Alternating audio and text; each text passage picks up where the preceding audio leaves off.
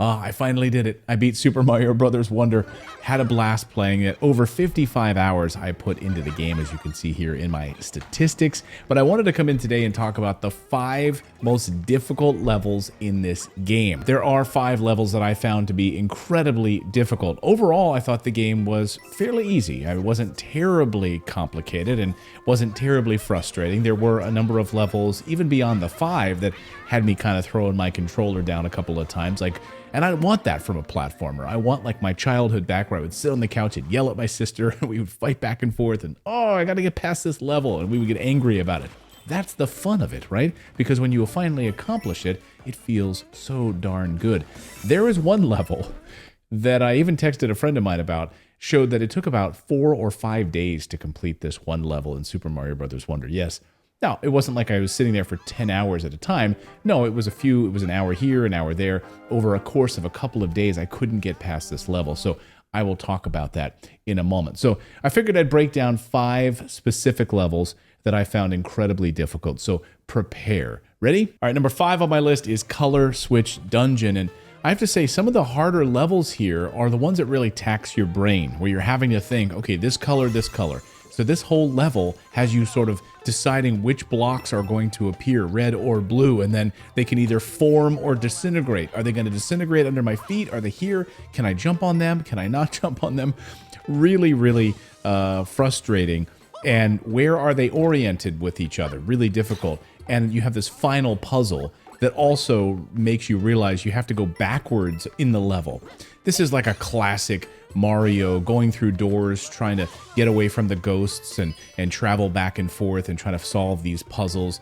It wasn't, again, oh my God, things are flying at me and I need to dodge things at 100 miles an hour. No, it's not like that. It just is much more taxing sort of, well, on your brain to kind of figure out how to get through this puzzle. And I don't want to give any big spoilers here. I'm not going to show you how to complete it. I just want to prepare you all for this level. Is going to be very, very difficult. I had a lot of fun with it though, and I love the creepy music and the backdrop of this game. I had a blast overall playing this game. So the Color Switch Dungeon. This is a true dungeon, like going through doors. It almost in a lot of ways reminds me of like one of the Zelda games, like an early Zelda game, having to figure out, wait a second, did I come in this room yet? Do I need to go through this door? Do I need to unlock this treasure chest? There's no treasure chest here, but there is a lot of doors and there is a lot of blue and red blocks that you have to figure out and navigate your way through. Number 4 on my list. Holy smokes, this one was difficult. This is Bull Rush Express. And this is one of those levels where you have to memorize it.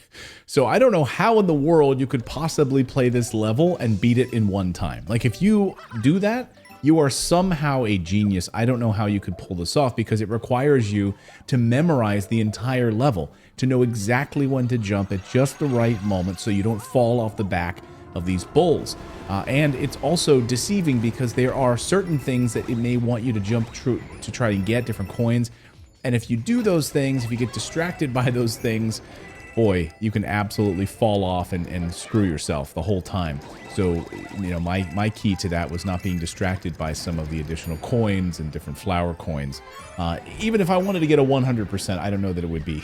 There's no way I'm going to spend the next 9 years of my life trying to get 100% on this level.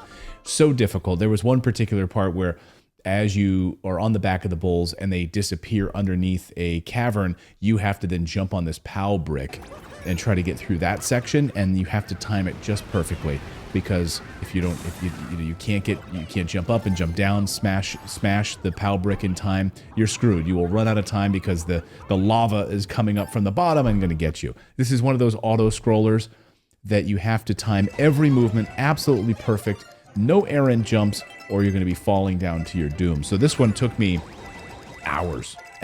Over, I think it may have taken me like 2 days, but it definitely took me hours to get past this particular level. Again, if you somehow manage to get past it in one try, I'd like to meet you because that would be amazing.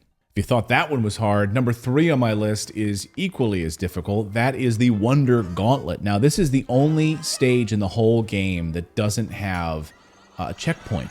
So if you die, you don't pop back up at the checkpoint. No, there's no checkpoints at all. You've got to go through the entire game, the entire level, and experience this level without dying. And this is the only one as well that throws everything at you, the whole game. all of the different mechanics and things that you've experienced throughout the game all come back to haunt you in this level. There's all sorts of things that you might recognize from previous levels that all come back in this one level, make it very, very difficult. And all of the flower effect, almost every Wonder flower effect is strung together in just like one long sequence. That's basically what this is. And there's a lot of things you need to remember in order to survive. So it's, you know, this game really kind of taps into your memory of other levels. And you're having to remember back, you know, many stages ago, how do I get past it? Oh yeah, this is how I have to do this. I have to time this jump in this way. So it's throwing everything at you, and your mind, your memory has to be firing on all cylinders to get past this level. This level was a lot of fun. It was difficult, but it was a lot of fun. All right, we're down to our final two. I think these two are arguably the most difficult levels in the game. You might say maybe the final stage. I'm not going to ruin the final stage of the game for you. I actually didn't find the final stage of the game to be nearly as difficult as these next two that I'm going to tell you. Okay, number 2 on my list. I was so frustrated with this level.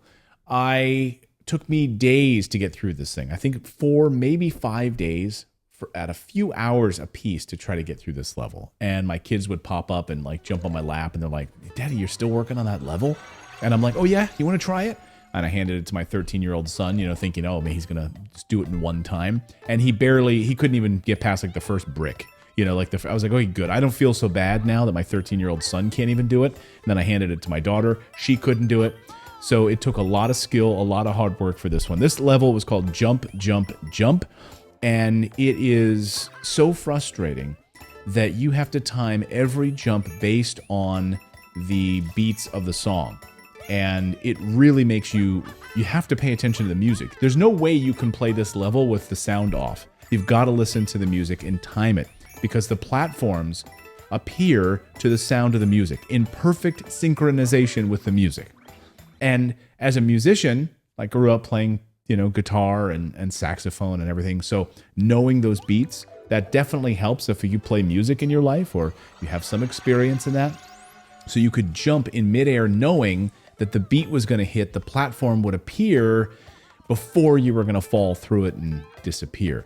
But oh my gosh, it took forever, because then the song speeds up and it gets a faster tempo. And you've got to time every jump perfectly.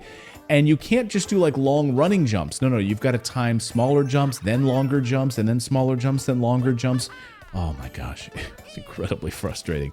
You've got to hold your dash button the whole time. You've got to be running the whole time. You can't just do it in normal speed. So you have to be running and jumping and keeping up with the tempo of the music in order to get to the final stage, the final jump, and win it. So again, this took me about 4 or 5 days to pass this level, and I finally did. I flipped out, and I was very, very excited that I passed it. I immediately went back and tried to pass it again. My daughter came up, she said, "You beat it?" And then she's like, "Why are you playing it again?" I'm like, "Well, I just beat it. I want to see now if I have like a command of it. Can I go back and beat it?" And no, I couldn't. I played it like 2 more times after I beat it, and I couldn't pass it again. So I'm glad that I'm done with that one. I don't ever want to play that level again. Which brings me to number 1, and the most difficult, in my opinion, level in the entire game, and that is Climb to the Beat. Now, let me be honest with you, because I'm not a liar here on this show. I have not beat this level. I couldn't beat this level. I beat the game. I beat Super Mario Bros. Wonder. I did not beat this level. I couldn't do it. I gave up. Maybe I'll get back to it, and I will work on it at some point later on, but I've got too many other games to play right now. I couldn't get past this level. This one was so difficult. I feel like it's very similar, of course, to the Jump, Jump, Jump level that I just talked about. These are the 2 hardest levels in the game, all timed to the beat of the music, but instead of just running and jumping, no, this one you've got to be jumping up walls and timing that. And I just find the mechanics of trying to jump off walls very, very difficult to begin with. So then add in this extra layer of trying to do it before the wall disappears or to the beat of the music. And then the whole time, of course, lava or whatever is flowing up from the bottom, the Wonder Flower lava is going to get you. I couldn't do it. There were a couple of times where I got a little far and then I died, and I managed to use the ghost feature, the online feature, and someone saved me and pushed me even further on that level, but then I couldn't keep up. Like, even with getting far, then someone bringing me back to life, and I skipped a whole bunch of the blocks, I still couldn't beat it. So good for you if you could beat this level very easily. Maybe I'll come back to it someday, but this is the only level in the whole game that I didn't beat, but I did in fact beat the whole game, Super Mario Brothers Wonder. Watch my other video on this. I believe this game is a masterpiece. Obviously, it was nominated for Game of the Year. I loved just about every minute of this game. I had a blast. I thought the level design was so imaginative. The music was fantastic.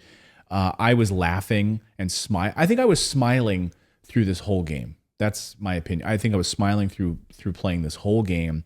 There were all sorts of incredible little nuggets and ideas that they came up with that just made me laugh. They made me smile. My wife was watching me play it. She was laughing at a lot of the different mechanics of the game. Little enemies that just make you laugh. There's so much whimsy in this game, and I don't know how they came up with. Every level was incredibly unique and beautiful and thoughtful. And even, I will mention, even the final title of the game, after the credits rolled and I beat the game, that becomes a level. Like, you can interact with the titles of the game. You can jump, and every letter of one of the designers of the game's name will change colors, and you can bounce around on these different levels that they build just for the final title sequence of the game, the end credits of the game. That's how much attention to detail the designers put into this game. Again, I think this is probably, it's going to be hard to argue, I think this is probably the best 2D Mario game ever made. I think it beats all of them, quite honestly. I think, and to go through and to like 100% this game or get darn close is a lot of fun, to collect as many Wonder Seeds as you can. That was one other thing I'll just say here. Sometimes I would beat a level and I would only get one Wonder Seed, and I would wait a little bit and do some other levels, and then I would come back. And even the game at one point encourages you, like, hey, if you're getting a little frustrated with a level, take a break, go do another one, come back.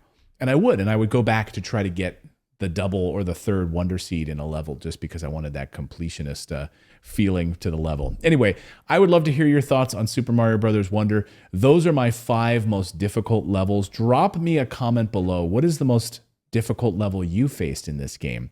If you beat Jump, Jump, Jump in one go through, I'm just gonna flip out. I don't know how that's possible. And we'll see you next time, everyone.